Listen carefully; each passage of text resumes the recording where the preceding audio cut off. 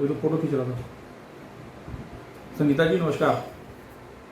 नमस्कार। आज हमारे साथ मिस्टर अनिल अग्रवाल हैं। ये दिल्ली हाई कोर्ट में अधिवक्ता हैं और लैंड रिफॉर्म्स के एक्सपर्ट हैं। आज हम इनसे पूछेंगे दिल्ली में जो लोगों के पास प्रॉब्लम्स हैं, गांव वालों के पास स्पेशली, उसके लिए इनसे बात करते हैं। अग्रवाल साहब, ये बताइए कि दिल्ली में बहुत सारे केसेस हैं पेंडिंग हैं, जो एसडीएम के यहाँ हैं, डीसी कोर्ट में हैं, फाइनेंशियल कमिश्नर के यहाँ हैं। तो इसमें ज़्यादातर ये केसेस सेक्शन 81 में हैं। तो ज़रा आप बताएंगे क्या है सेक्शन 81 और क्यों इतने केसेस दायर होते हैं और कितने पेंडिंग चल रहे हैं, थोड़े से बताइए। ऐसा है, ये जो मुकदमे हैं एसडीएम कोर्ट में, कमिश्नर की कोर्ट में और फाइनेंशियल कमिश्नर की कोर्ट में जो चल रहे हैं, ये ज़्यादातर ग्राम सभा की तरफ से फाइल किए जाते हैं, जो कि दिल्ली लैंड रिफॉर्म एक्ट में कॉन्स्टिट्यूट हुई 1954 में। और उसमें एक धारा 81 है जिसमें ये लिखा गया है कि अगर कोई अपनी लैंड का, एग्रीकल्चर लैंड का उपयोग अदर देन एग्रीकल्चर लैंड करता है, पर्पस करता है, तो उसकी लैंड जो है ग्राम सभा में वेस्ट कर जाएगी। इसके लिए हमें ये समझना पड़ेगा ये ग्राम सभा क्या है, ये एक्ट कौन सा है और इसमें क्या प्रोविजंस हैं, सेक्शन 81 क्या कहता है, सेक्शन 81 क्यों आया, इसको समझने की जरूरत है। और ये मेरा मानना है, मैंने एक PI भी डाल रखी है हाई कोर्ट में, कि ये सब मुकदमे जो चल रहे हैं या ग्राम सभा अबॉलिश हो चुकी हैं, दिल्ली लैंड रिफॉर्म एक्ट भी खत्म हो चुका है, उसके बारे में हमने एक पिटीशन लगाई हुई है, उसके बारे में हम बाद में बात करेंगे। पहले हम ये समझाते हैं कि आपको ये प्रॉब्लम क्या है। ऐसा है, सेक्शन 81 में बेसिकली जो प्रोविज़न है उसके तहत जितनी भी लैंड है दिल्ली की, उसमें भूमिदारी राइट एस्टेब्लिश हुआ और एब्सोल्यूट ओनरशिप का जो टाइटल राइट था ओनर्स ऑफ रूरल एरियाज में जो लैंड थी एग्रीकल्चर, वो अबॉलिश कर दिया गया था। तो अब क्योंकि सरकार के पास उसमें कुछ राइट आ गया कि अगर आप अपनी लैंड को other than agriculture purpose use करते हैं, एग्रीकल्चर लैंड को, तो वो सरकार में इन्वेस्ट कर जाएगी, ग्राम सभा में इन्वेस्ट कर जाएगी। उसके अलावा एक ये भी है कि अगर आप अपनी लैंड को टुकड़ों में बेच देते हैं, आपको लैंड बेचने का राइट है भूमिदारी राइट में के तौर पे, बट आप उसको इस्तेमाल नहीं कर सकते एग्रीकल्चर लैंड के लिए। और आप उसमें एक रिस्ट्रिक्शन और भी है कि आप उस लैंड को इस तरीके से नहीं बेच सकते कि वो आपके पास 800 एकड़ से लैंड कम रह जाए, मतलब वो डीप फ्रेगमेंटेशन ऑफ लैंड को रखने के लिए कि फ्रेगमेंटेशन ना हो लैंड की, ये प्रोविजन किया गया था। अब समस्या ये है कि दिल्ली में 14,285 जो कि लैंड रेवेन्यू कोड की आप वेबसाइट है दिल्ली सरकार की, उस पर आप चेक कर सकते हैं, 14,285 केस लंबित हैं और ज़्यादातर केस सेक्शन 81 की धारा में या सेक्शन 33 की धारा में लगाए जाते हैं। और ये सब केसेस जो है ग्राम सभा की तरफ से फाइल किए जाते हैं। 81 क्या होता है सेक्शन? सेक्शन 81 पे ही बात कर रहा हूँ मैं कि बेसिकली 19, इसके लिए हमें थोड़ा हिस्टोरिकल एस्पेक्ट में जाना पड़ेगा कि ये एक्ट आया क्यों और आज ये एक्ट लागू भी है या नहीं है, ये भी हमें समझना पड़ेगा। एक्चुअली ऐसा है, दिल्ली जो है जब भारत में आज़ाद हुआ उस टाइम पे दिल्ली जो है एक प्रोविंस था जिसको चीफ कमिश्नर प्रोविंस बोलते थे, और वो जो है डायरेक्टली गवर्नर जनरल द्वारा एडमिनिस्टर होता था थ्रू चीफ कमिश्नर। 1950 में जब भारत आजाद हो गया, गवर्नर जनरल खत्म हो गया, तो प्रेसिडेंट के पास जो है एडमिनिस्ट्रेशन की पावर आ गई और वो एडमिनिस्टर फिर वही चीफ कमिश्नर के थ्रू करते थे। 1952 में इस एक पार्ट सी स्टेट गवर्नमेंट का एक्ट लाया गया। जितनी भी पार्ट सी स्टेट थी, पार्ट सी स्टेट में दिल्ली को इंक्लूड कर लिया गया कॉन्स्टिट्यूशन के अंडर, और उसके लिए एडमिनिस्ट्रेशन के लिए जो है government of part C state act लाया गया। उससे दिल्ली में एक विधानसभा दी गई और एक मुख्यमंत्री भी बन गए और जो है उनको पावर दी गई कानून बनाने की। उस कानून बनाने की जो पावर दी गई थी उसके तहत इन्होंने दिल्ली लैंड रिफॉर्म एक्ट बनाया, और दिल्ली लैंड रिफॉर्म एक्ट बनाने से उन्होंने जो दिल्ली के जो ग्रामीण एरिया के लोग थे जिनके पास एग्रीकल्चर लैंड थी, उनके टाइटल जो हैं जिसके वो एब्सोल्यूट ओनर थे लैंड के, वो अबॉलिश कर दिया गया। और दिल्ली में जो ये एग्रीकल्चर लैंड थी उस पर उनको भूमिदारी राइट दिया गया सिर्फ, और उसमें जो रिस्ट्रिक्शन लगाई गई कुछ भूमिदारी राइट देते हुए, उसमें ये कहा गया कि आप जो है इसका बेजा इस्तेमाल नहीं कर सकते हैं अदर देन एग्रीकल्चर लैंड के पर्पज़ के लिए। और ताकि उसमें ये भी लगाया गया कि सेक्शन 33 की धारा के अंदर जो आप जो लैंड को टुकड़ों में नहीं बांट सकते और बेच सकते, आपको या तो पूरी लैंड बेचनी है या फिर आपको इस तरीके से बेचनी है कि आपके पास 8 स्टैंडर्ड एकड़ से कम लैंड ना रह जाए। मतलब आपको बेसिकली करना क्या है, आपको 8 स्टैंडर्ड एकड़ तक अपने पास लैंड रख के आप फिर बेच सकते हैं, या फिर आप 8 स्टैंडर्ड भी नहीं रखें, आप 0 रखें, आप पूरी लैंड बेच दें। तो इस तरह की रिस्ट्रिक्शन लगाई थी जो बेसिकली एग्रीकल्चर पर्पस के लिए लगाई गई थी कि आपकी लैंड का फ्रेगमेंटेशन ना हो।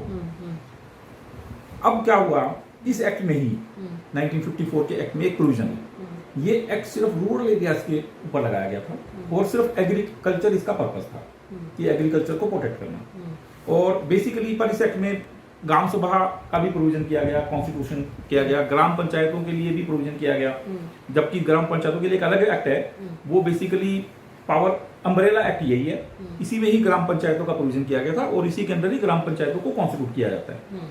और ग्राम पंचायतों को एक ग्राम सभा का कॉन्सेप्ट लाया गया विलेज एडमिनिस्ट्रेशन के लिए, और जिसका सहयोग जो है वो जिसके सहयोग से जो पूरा एक्ट एडमिनिस्टर होता है।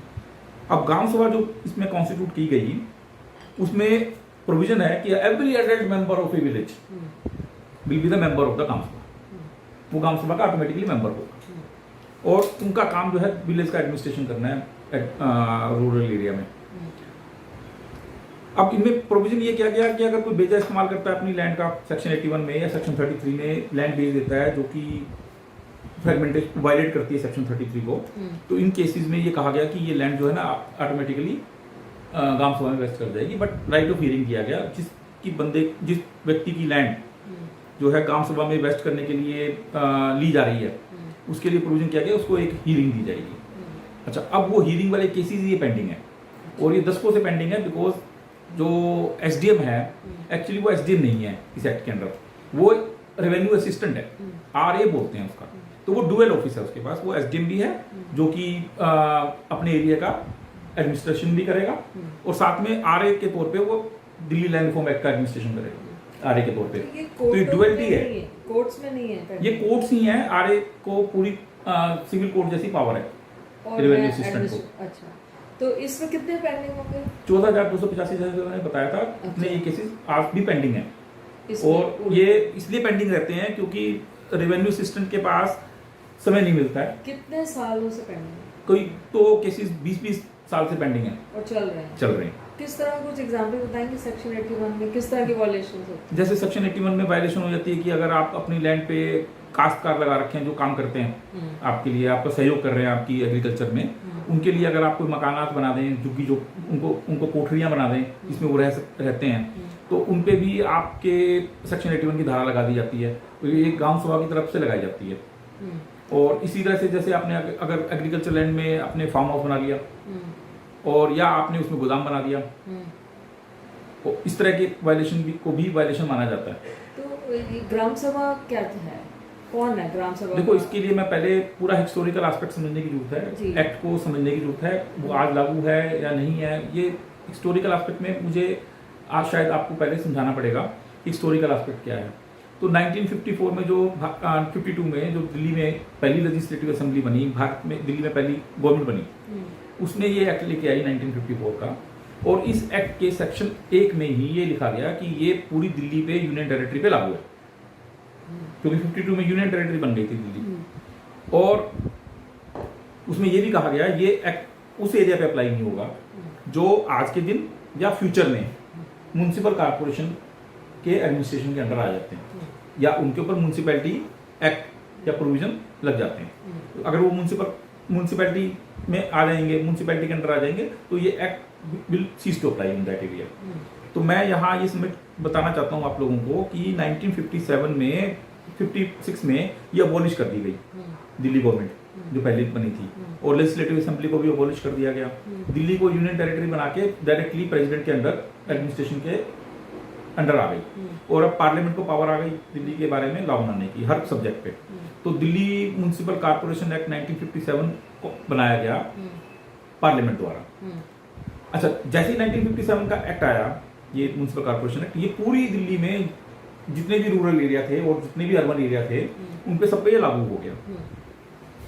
अब क्योंकि सारे रूरल एरिया भी म्युनिसिपल कॉर्पोरेशन एक्ट के अंडर आ गए, तो ये 1954 का एक्ट जो कहता है कि ये म्युनिसिपल कॉर्पोरेशन एक्ट के अंडर आ गया कोई एरिया, तो ये एक्ट उस पर लागू होना बंद हो जाएगा, खत्म हो जाएगा। ये चीज नहीं हुई, तो इस पे किसी ने ध्यान नहीं दिया। 54 का इसका मतलब अबॉलिश होना चाहिए। 1954 का एक्ट अबॉलिश अपने आप ऑटोमेटिकली सीज टू अप्लाई हो जाता है, पर फिर भी केस फाइल हो रहे हैं बिकॉज क्योंकि प्रोविजन ढंग से किए नहीं गए। तो इसके और लिए क्या करे सरकार?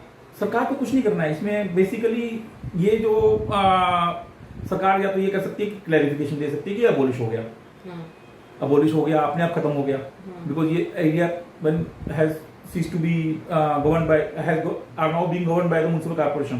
पर जब केस फाइल होते हैं उस सेक्शन में, तो फिर ये तो जजेस को देखिए ये कोई ऑब्जेक्शन लेता ही नहीं है, क्योंकि जजेस भी नहीं देखते हैं।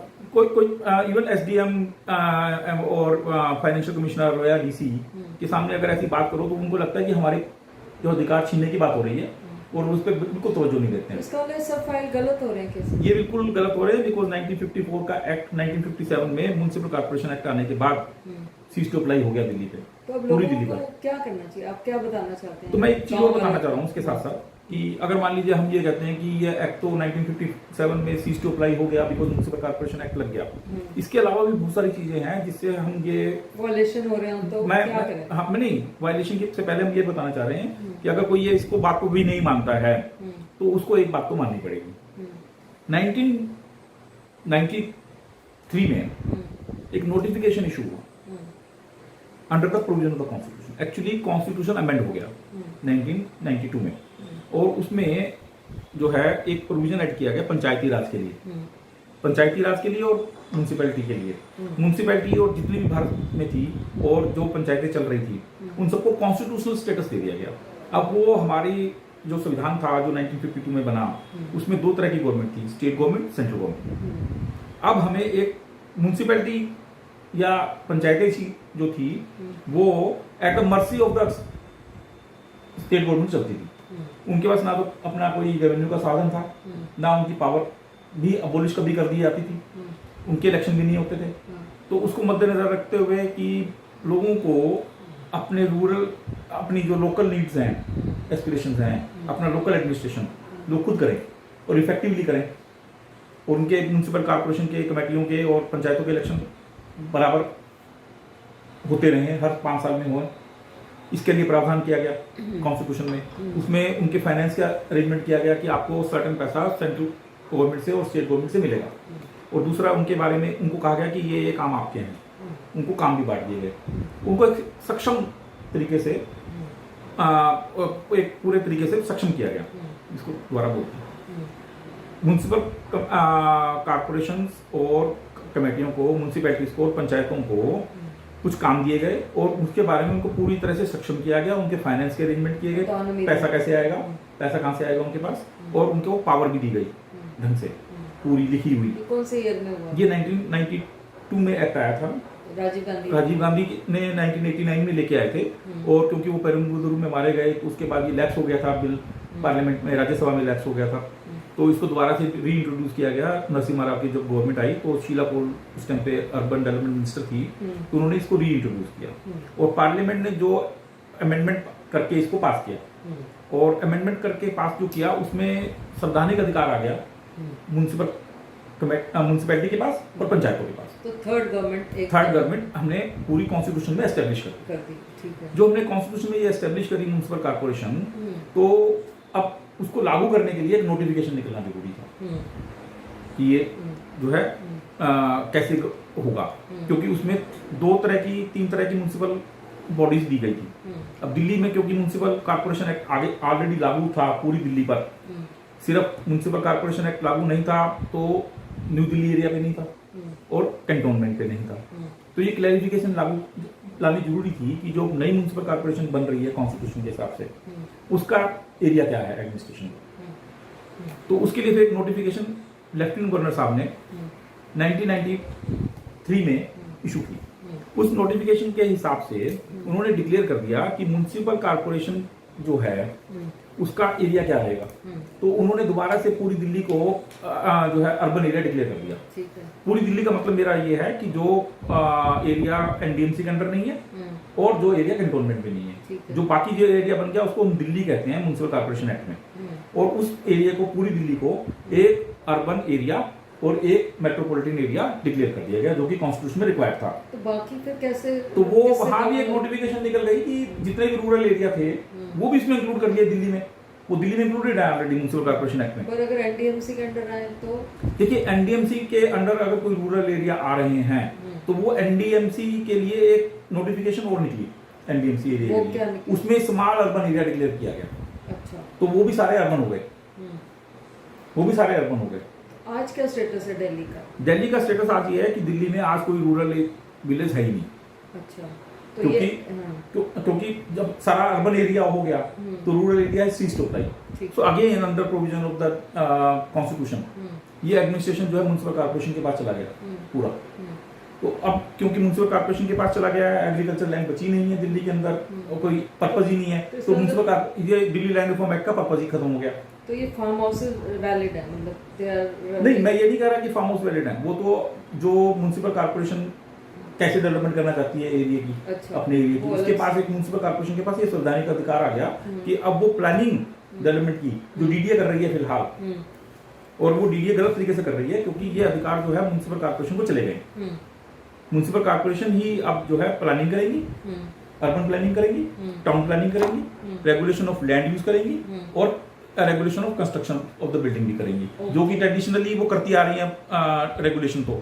बट अब संविधान ने बिल्कुल क्लियर कर दिया कि ये काम जो है इलेक्टेड बॉडीज करेंगी। अच्छा। जो कि लोगों की थर्ड गवर्नमेंट होगी, म्युनिसिपल कॉर्पोरेशन कमेटी या म्युनिसिपैलिटी जिस भी नेचर में है वो। अब लोग ऐसे केसेस में कहाँ जाएं? कोर्ट्स में जाएं, एसडीएम में जाएं, कहाँ जाएं? देखिए, एसडीएम साहब तो कोई भी या डीसी या फाइनेंशियल कमिश्नर इस बात को मानने के लिए तैयार ही नहीं है कि हमारी पावर खत्म हो गई, हमारी पावर खत्म हो गई। वो कहते हैं कि सरकार अगर कहे कि हमारी पावर खत्म हो गई तो हम मान जाएंगे, पर सरकार ही क्योंकि हमें कहती है कि आप ये मुकदमे डिसाइड करो, तो हम वो बाध्य हैं हम डिसाइड करें, जबकि उनको समझ में आ जाता है कि हाँ ये म्युनिसिपल कॉर्पोरेशन का काम नहीं है, फिर भी वो जो है सॉरी ये हमारा काम नहीं है, अब जो है अबोलिश हो चुका है।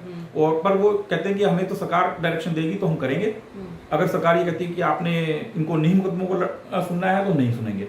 तो वो they are waiting for a order of the court और a order of the government. तो एमसीडी के अंडर कोई जज है या कौन है जो इन मैटर को सुलझे हैं? ये तो एमसीडी सिर्फ इम्प्लीमेंट करती है ना। देखिए, बट केसेस कौन लड़ेगा? देखिए, जब अगर म्युनिसिपल कॉर्पोरेशन ये Delhi land reform act cease to apply हो जाता है उस किसी भी एरिया पे, जो मैं कह रहा हूँ 1957 में क्योंकि म्युनिसिपल कॉर्पोरेशन आ गई तो ये सीज टू अप्लाई हो गया। फ्रॉम दैट डे जो भूमिदारी का प्रोविजन था वो खत्म हो जाता है, गांव सभा खत्म हो जाती है और ये म्युनिसिपल कॉर्पोरेशन में जो ये लैंड है उस पर दोबारा से इनका टाइटल आ जाता है, जो अबोलिश हो गया था 54 के एक्ट से। तो अब दोबारा से आप इनका भूमिदारी राइट है। तो और म्युनिसिपल कॉर्पोरेशन को पूरा अधिकार है कि इसको रेगुलेट करने का, इस जमीन को, कि ये इस पे क्या डेवलपमेंट हो, क्या इस पे कंस्ट्रक्शन हो, इसकी डेवलपमेंट के प्लान बनाए जा सकते हैं। Rural area is not a rural area now, so it has to be developed as a urban area now. So urban मान के उसके बारे में जो भी डेवलपमेंट के नॉर्म्स बनाने हैं, जो कि अभी तक डीडीए करती आ रही है पूरी दिल्ली के लिए, वो एक्चुअल में म्युनिसिपल कॉर्पोरेशन को करने हैं और म्युनिसिपल कॉर्पोरेशन डिसाइड करेगी क्या प्लानिंग करनी है। अब आप हमें इतना बताइए कि जो सेक्शन 81 में केसेस चल रहे हैं उसमें लोग क्या करें, और आगे जो केसेस फाइल करने हैं या किसी को जो भी कोर्ट से रिलेटेड मैटर है उसके लिए लोग क्या करें? देखिए, इनको ये जो आपसे बात हो रही है ये मुझे लगता है कि काफ़ी लोगों को ये समझाने में सहायक होगी कि 1981 की अगर धारा लागू नहीं होती है आज के दिन तो उनका मुकदमा जो है गलत कोर्ट में सुना जा रहा है, जो कि नहीं सुन सकती, और उनके खिलाफ जो भी एक्शन हुआ, उनकी लैंड वेस्ट करा दी गई ग्राम सभा में, और वो आगे भी एफसी की कोर्ट में और डीसी की कोर्ट में उसके लिए फाइट कर रहे हैं।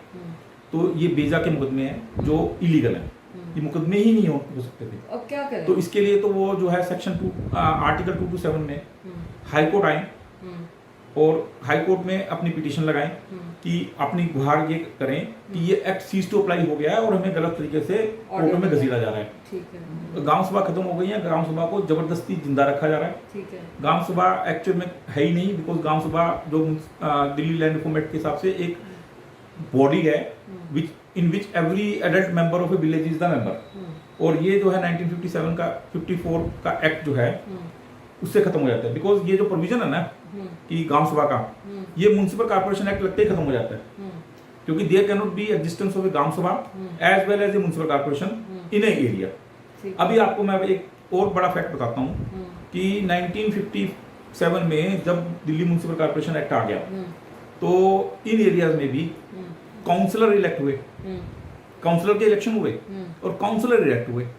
अब ये जो काउंसलर जो इलेक्ट हुए, इसके साथ साथ इलेक्शन हुए ग्राम सभा के भी, ग्राम पंचायतें भी बनी दिल्ली में। मतलब दिल्ली में रूरल एरिया में दो तरह की लोकल गवर्नमेंट चल रही थी, एक तो ग्राम सभा, ग्राम पंचायत, और जो कि ग्राम सभा इलेक्ट करती थी, और दूसरी म्युनिसिपल कॉर्पोरेशन के काउंसलर। दो बॉडीज चल रही थी and everybody neglected to see this कि how there can be two parallel local governments running in a rural area.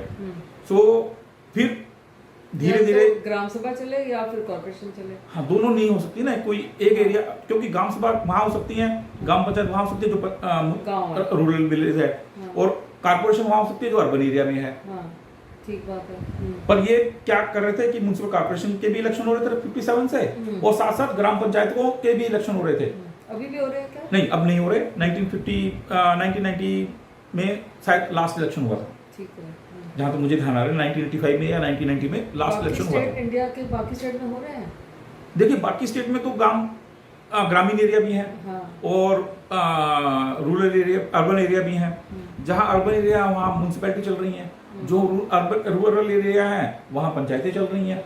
वो कॉन्स्टिट्यूशन से अब गवर्नड है, इनका कॉन्स्टिट्यूशन भी, कंपोजिशन भी, और इनके अधिकार भी, और इनको फाइनेंशियल जो पावर्स हैं वो भी, और इनके इलेक्शंस के लिए इलेक्शन कमीशन भी बनाए गए। पहले स्टेट में कोई इलेक्शन कमीशन नहीं होता था। दिल्ली में अब 2 इलेक्शन कमीशन है, एक तो इलेक्शन कमीशन ऑफ इंडिया, एक दिल्ली का इलेक्शन कमीशन है। अब दिल्ली का जो इलेक्शन कमीशन है उसका काम है म्युनिसिपैलिटीज के इलेक्शन कराना, म्युनिसिपल कॉर्पोरेशन के। वो स्टेट गवर्नमेंट के इलेक्शन नहीं कराते। स्टेट गवर्नमेंट के इलेक्शन जो है या मतलब असेंबली के लिए जो इलेक्शन है, लेजिस्लेटिव असेंबली के, वो जो है इलेक्शन कमीशन ऑफ इंडिया कराता है। तो ये सिर्फ म्युनिसिपैलिटीज के लिए प्रोविजन किया गया कॉन्स्टिट्यूशन में। एक पहले सिर्फ एक ही इलेक्शन कमीशन होता था कॉन्स्टिट्यूशन में, अब 2 इलेक्शन कमीशन होते हैं। पहले स्टेट का अलग, स्टेट का जो इलेक्शन कमीशन होगा उसका काम है स्टेट में जितनी भी म्युनिसिपैलिटी हैं या पंचायतें हैं उनका इलेक्शन कराना, नगर पालिकाएं हैं और पंचायतें हैं। दूसरा, एक फाइनेंस कमीशन का भी प्रोविजन किया गया। पहले इंडिया में सिर्फ एक ही फाइनेंस कमीशन होता था, फाइनेंस कमीशन ऑफ इंडिया। उसका क्या काम था, जितना रेवेन्यू सरकार का आता है, सेंट्रल गवर्नमेंट कलेक्ट करती है पूरे इंडिया में डिफरेंट स्टेट से, जो पैसा कलेक्ट हो गया उसका डिस्ट्रीब्यूशन होना है, सेंट्रल गवर्नमेंट के बीच में और डिफरेंट स्टेट्स के बीच में। तो वो डिसाइड करता है कि कितना पैसा सरकार दिल्ली केंद्र सरकार के पास रहेगा इसमें से परसेंटेज, और कितना परसेंटेज जो है जो स्टेट गवर्नमेंट्स हैं, स्टेट्स हैं, उनको डिस्ट्रीब्यूट किया जाएगा। और जो स्टेट को डिस्ट्रीब्यूट होता है वो उनकी पॉपुलेशन और उनकी रिक्वायरमेंट के हिसाब से वो डिसाइड करता है। तो उसके अलावा क्योंकि अब धन चाहिए, म्युनिसिपल कॉर्पोरेशन भी बन गई, म्युनिसिपैलिटी बन गई, पंचायतें बन गई, इनको अधिकार भी दे दिए संवैधानिक कि आप जो है ये काम करोगे। एक शेड्यूल बनाया गया, शेड्यूल 11 बनाया गया म्युनिसिपल पंचायतों के लिए, और शेड्यूल 12 ऐड किया गया म्युनिसिपैलिटी के लिए। इनको कुछ अधिकार दिए गए, यहाँ कोई 18 अधिकार जो है म्युनिसिपल कॉर्पोरेशन को दिए, म्युनिसिपैलिटी को दिए गए, कुछ 23 अधिकार जो है इनको दिए गए पंचायतों को, जो अब इन्होंने ये कार्य करने हैं, और इनका कार्य कोई और नहीं कर सकता, क्योंकि ये अब कॉन्स्टिट्यूशनल ऑब्लिगेशन के तौर पे उनको दिए गए। अगर ये कॉन्स्टिट्यूशनल ऑब्लिगेशन है तो वो पावर या वो काम कोई और नहीं कर सकता, कोई और बॉडी नहीं कर सकती। तो उसके लिए पैसे का इंतजाम करना जरूरी है। उनको अधिकार तो दे दिए, अब उनको पैसे का इंतजाम करना था। उसके पैसे का इंतजाम करने के लिए अब हर स्टेट में एक स्टेट फाइनेंस कमीशन कॉन्स्टिट्यूट किया गया है, जो कि प्रावधान उसके बारे में जो है कॉन्स्टिट्यूशन में किया गया। अब वो फाइनेंस कमीशन जो स्टेट का होगा, अब वो जितना रेवेन्यू स्टेट में कलेक्ट होता है उसका डिस्ट्रीब्यूशन करेगा स्टेट गवर्नमेंट के बीच में और पंचायतों और म्युनिसिपैलिटीज के बीच में। तो ये प्रोविजन बहुत इंपॉर्टेंट प्रोविजन किए गए, मतलब पूरा एक सशक्त तरीके से संविधान में प्रोविजन किया गया कि हर तरीके से म्युनिसिपैलिटी और पंचायतें जो हैं अपना स्टेटस लूज ना करें, और वो अपना काम जो है कर सकें, उनको सक्षम किया गया हर तरीके से। इसके अलावा मैं एक चीज़ और बताना चाहता हूँ, ये पॉलिटिकल रेजिस्टेंस हमेशा रही है कि म्यूनसिपल कॉर्पोरेशन को और कमेटीज को या नगर पालिकाओं को और पंचायतों को उनके काम ना करने दिए जाए। ये एक हमेशा रेजिस्टेंस रही है। इंडिया में इलेक्शन इंडिपेंडेंस के बाद में बहुत म्यूनसिपल कॉर्पोरेशन और कमेटीज को और पंचायतों को अबॉलिश किया गया स्टेट गवर्नमेंट द्वारा, हर स्टेट में ज़्यादातर उनको उनका काम नहीं करने दिया गया, उनको डिफंक्ट कर दिया गया। इसीलिए राजीव गांधी ने ये बीड़ा उठाया कि मुझे ये रिवाइव करनी है, इनको कॉन्स्टिट्यूशनल स्टेटस देना है, ताकि लोगों को उनका न्याय या उनके अधिकारों या उनकी समस्याओं का समाधान उनके घर के बैठे ही हो जाए, अब आसपास में ही हो जाए, उनको जो है एमपी या एमएलए को ना पकड़ना पड़े इस काम के लिए। तो इसलिए प्रावधान किया गया था ये। अच्छा, अब इसको प्रावधान को लागू ना करने के लिए क्योंकि रेजिस्टेंस थी कि लागू ना हो, तो कॉन्स्टिट्यूशन में ये भी प्रोविजन किया गया कि अगर किसी स्टेट गवर्नमेंट के किसी भी कानून के अंदर कोई ऐसा प्रावधान है जो इस कॉन्स्टिट्यूशन के प्रोविजंस को जो इंट्रोड्यूस किए गए 1992 में और जिसको कॉन्स्टिट्यूशन में इंक्लूड कर लिया पार्ट 9 एंड पार्ट 9A में, उसका अगर कोई वायलेशन करता है या कोई ऐसा प्रोविजन है जो उसकी कॉन्ट्रावेंशन करता है, in that case that provision will cease to apply 1 year after the commencement of the part 9A। Part 9A 1/6/92 से लागू हो गया, तो 1994 तक ही वो जो प्रोविजन जो कॉन्ट्रावेंशन में है वो लागू रहता है, उसके बाद वो खत्म हो जाता है। ठीक है जी। अच्छा, अब ये भी करा गया कि 1 साल की विंडो दी गई कि आप 1 साल में या तो इसको अमेंड कर लो या इसको रिपील कर लो। तो बहुत सशक्त तरीके से मेरा कहना है कि ये एक प्रोविजन किया गया, बट बहुत इसको नेग्लेक्ट किया गया, और मेरा तो मानना है कि इसमें कोर्ट भी जिम्मेवार है कि वो इस पे प्रॉपरली इसको देख नहीं पा रही हैं, क्योंकि municipal corporation committees basically elected representative हैं जो डिफरेंट पॉलिटिकल पार्टीज को बिलोंग करते हैं, और पॉलिटिकल पार्टीज जो है अपना एक एजेंडा सेट करती हैं, उसके अंडर काउंसलर और जो पंचायत के मेंबर्स हैं जो कि किसी पार्टी को बिलोंग करते हैं वो भी ज़्यादा आवाज़ नहीं उठाते हैं, क्योंकि उनको सेंट्रल कमेटी जो है उनकी पार्टीज की जो सेंट्रल लीडर हैं वो उनको मना करते हैं। तो ये जो है बेसिकली जड़ समस्या कि ये है कि म्यूनसिपल कॉर्पोरेशन के और कमेटीज के और पंचायतों के जो इलेक्शन हो रहे हैं वो पॉलिटिकल पार्टीज लड़ रही हैं, उनको पॉलिटिकल पार्टीज को पर बैन होना चाहिए, इंडिपेंडेंट कैंडिडेट ही लड़ सकते हैं, ऐसा प्रावधान होना चाहिए। तो इस समस्या का पे कुछ निजात मिल सकती है, और हमें म्यूनसिपल कॉर्पोरेशन और कमेटीज हमारी जो हैं पंचायतें जो हैं उनको सशक्त करने में मदद मिल सकती है, और जो ये इस तरह की समस्याएं आ रही हैं इनका निदान तभी पॉसिबल है। दूसरा, आप लोग जो हैं कोर्ट में आए और कोर्ट में आके अपनी ये सेक्शन 81 के अंदर या सेक्शन 33 के अंदर जो भी वो चल रहे हैं मुकदमे, उनके बारे में अपनी गुहार लगाएं, और ये जो बातें मैं समझा रहा हूँ इन बातों को बोलें, और जो है फिर कोर्ट उसको संज्ञान लेने के लिए बाध्य होंगी, बिकॉज एक मुकदमा ऐसा आएगा जिसमें लोग त्रस्त हैं। तो जब आप लार्ज स्केल में ऐसे मुकदमे फाइल होंगे तो इसका समाधान निकल सकता है। बहुत बहुत धन्यवाद अग्रवाल जी, आपने अब हमारे दर्शकों को बताया कि किस तरह दिल्ली लैंड रिफॉर्म्स एक्ट के अंदर वो कोर्ट्स में आके अपना समाधान निकाल सकती है। और बहुत शुक्रिया आपका। अब आपके से हम कई अलग लोगों की समस्याओं के बारे में बात करेंगे। आपकी कोई समस्या हो तो आप हमारे नीचे दिए गए नंबरों पर फ़ोन कर सकते हैं और अग्रवाल जी से संपर्क कर सकते हैं। धन्यवाद, शुक्रिया।